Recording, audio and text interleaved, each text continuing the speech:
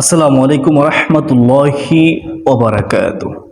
সম্মানিত দিনী ভাই ও বোনেরা, অনেক শক্তিশালী পরীক্ষিত নবীজি শিখানো দুইটি আমল।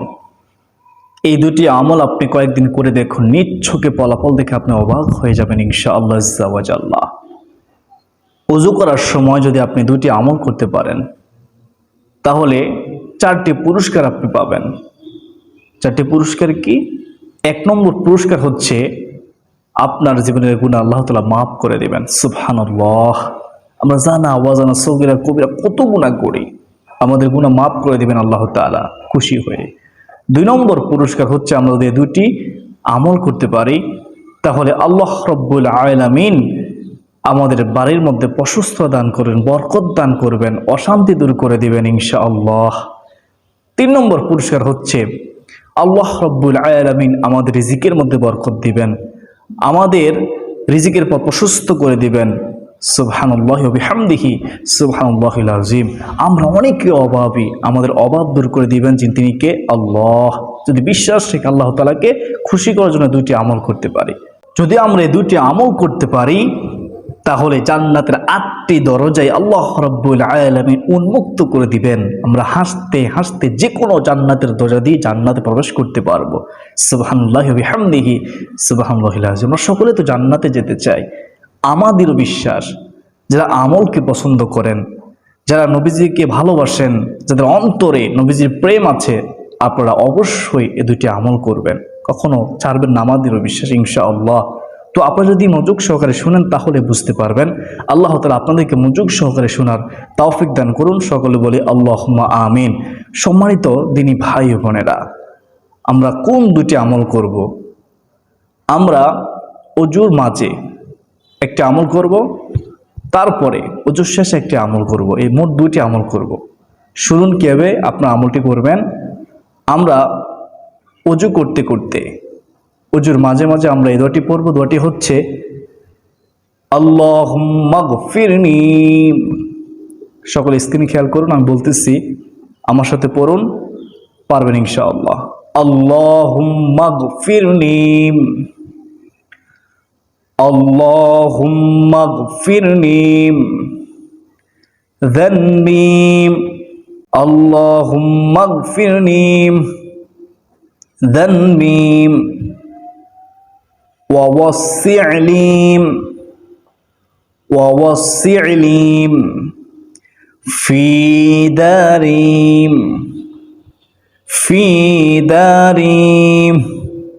وبارك لي في رزقي। অর্থটি খুব চমৎকার, শুনুন। অর্থ শুনলেই বুঝতে পারবেন দোয়াটি কতটা গুরুত্বপূর্ণ। আল্লাহুম্মা গফিরলি যানবি, হে আল্লাহ আমার জীবনের গুনাহ, আমার পাপ তুমি ক্ষমা করে দাও। ওয়া ওয়াসি' লি ফি দারি, আমার বাড়ির মধ্যে প্রশস্ত দান করো। ওয়া বারিক লি ফি রিজকি, হে আল্লাহ আমার রিজিকের মধ্যে বরকত দান করো। সুবহানাল্লাহ। আল্লাহুম্মা আমিন। কত সুন্দর অর্থ, আশা করি বুঝতে পেরেছেন। আমরা 1 নম্বর আমলটি জানলাম, কখন করব? ওযু যখন করব, ওযুর মাঝে মাঝে পড়ব। তো সম্পূর্ণ ওযু উত্তম রূপে করার পরে আমরা দ্বিতীয় আমলটি করব। দ্বিতীয় আমলটি কি? কালিমায়ে শাহাদাতের আমল। আপনি শাহাদাত আঙ্গুল আসমান দিকে ইশারা করে পড়বেন। আশহাদু আল্লা ইলাহা ইল্লাল্লাহু وحده لا شريك له وحده لا شريك له وأشهد أن محمدا عبده ورسوله। অতিরিক্ত এতটুকু পড়তে পারেন। আল্লাহুম্মা জাআলনি মিনাত তাওয়াবিনা ওয়াজআলনি মিনাল মুতাতাহহিরিন। এটি অতিরিক্ত, যদি পারেন তো পড়বেন, না পড়লে কোনো সমস্যা নেই। আশা করি আপনারা দুটি আমল সম্পর্কে জেনেছেন। এই ওযুর মাঝে মাঝে একটি দোয়া পড়বেন, আল্লাহুম্মা গফিরলি যানবি ওয়া ওয়াসি' লি ফি দারি ওয়া বারিক লি ফি রিজকি, এই দোয়াটি পড়বেন। আর ওযু করার শেষে কালিমায়ে শাহাদাত পড়বেন। যতদিন বাঁচবেন যদি এই দুইটি আমল অব্যাহত রাখতে পারেন, সব সময় করতে পারেন, শয়তান আপনাকে যত ওয়াসওয়াসা দিক কুমন্ত্রণা দিক যদি না ছাড়েন, ইনশাআল্লাহ আমাদেরও বিশ্বাস নবীজির ঘোষণা অনুযায়ী আপনার ঘরের মধ্যে বরকত আসবে, আপনার রিজিকের মধ্যে বরকত আসবে, হায়াতে বরকত আসবে, আপনার গুনাহগুলো আল্লাহ তাআলা ক্ষমা করে দেবেন, নিষ্পাপ মাসুম অবস্থা আপনি মৃত্যুবরণ করতে পারবেন। মৃত্যুর পর আপনি হাসতে হাসতে জান্নাতে চলে যাবেন। জান্নাতের 8টি দরজা আপনার জন্য উন্মুক্ত থাকবে, জান্নাতের যে কোনো দরজা দিয়ে আপনি জান্নাতে প্রবেশ করতে পারবেন। সুবহানাল্লাহি ওয়া বিহামদিহি সুবহানাল্লাহিল আযীম। চলুন আমরা কয়েকটি প্রশ্ন উত্তর জেনে নেই, মনোযোগ সহকারে শুনবেন। 1 নম্বর প্রশ্ন হচ্ছে, ঋণ থাকলে কোরবানি দেওয়া যাবে কিনা?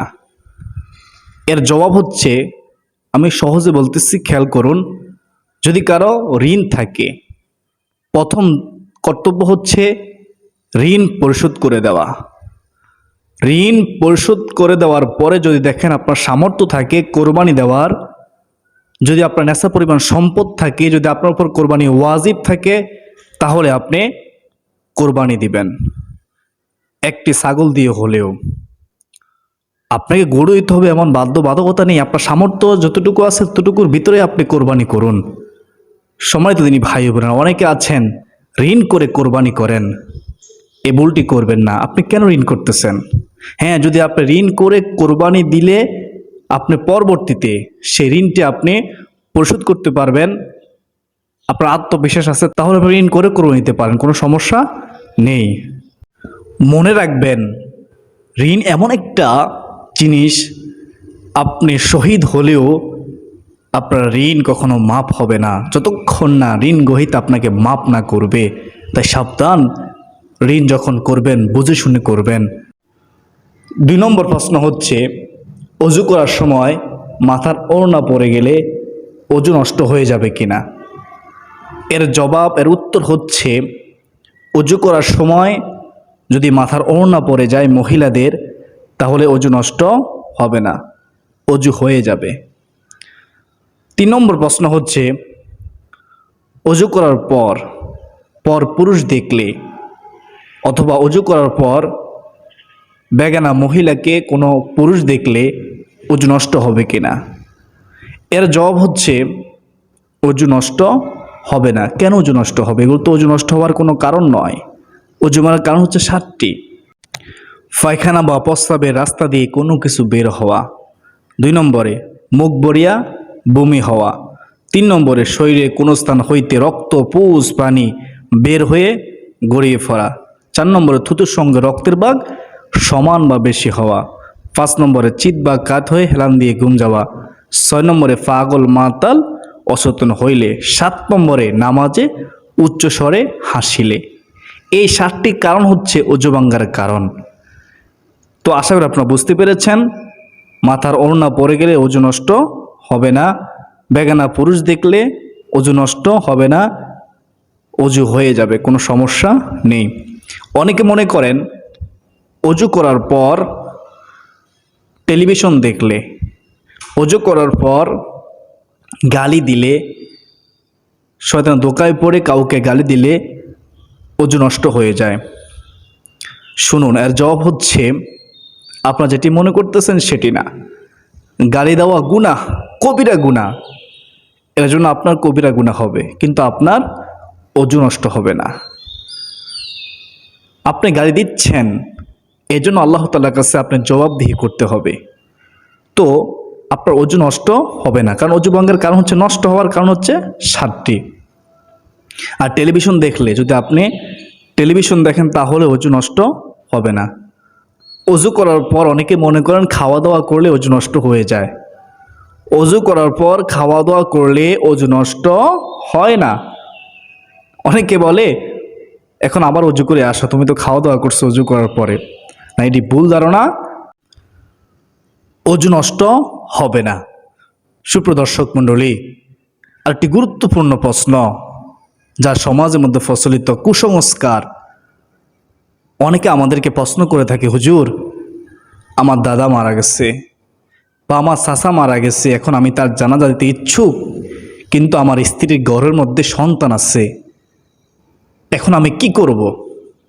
মুরব্বীরা বলতেছে, যদি আমি জানাজায় অংশগ্রহণ করি, তাহলে আমার স্ত্রীর গর্ভে যে সন্তান আছে তার অনেক ধরনের ক্ষতি হতে পারে। এরকম বলে থাকি, এটি কি সত্য? কিতাবের মধ্যে কি রয়েছে? এর সঠিক জবাব হচ্ছে, সমাজের মধ্যে এটি একটি কুসংস্কার। আপনারা জানাজার নামাজ পড়বেন, তাতে আল্লাহ তাআলা খুশি হবে। এটি ভালো কাজ, নেকির কাজ, পুণ্যের কাজ। আশা করি আপনারা সকলে বুঝতে পেরেছেন। আল্লাহ তাআলা আমাদের সবাইকে বুঝার, মানার, আমল করার তৌফিক দান করুন। আল্লাহুম্মা আমিন। আল্লাহ তাআলা আমাদের সবাইকে ওযু করার মাঝে মাঝে আল্লাহুম্মা গফিরলি যানবি ওয়া ওয়াসি'লি ফি দারি ওয়া বারিকলি ফি রিজকি, এই দোয়াটি পড়ার এবং ওযু করার শেষে কালিমায়ে শাহাদাতের আমল করার তৌফিক দান করুন। সকলে বলি আল্লাহুম্মা আমিন। আজকের দিন পর্যন্ত সকলে সুস্বাস্থ্য কামনা করে বিদায় নিচ্ছি। ওয়া মা আলাইনা ইল্লাল বালাগ। আসসালামু আলাইকুম ওয়া রাহমাতুল্লাহি ওয়া বারাকাতুহু।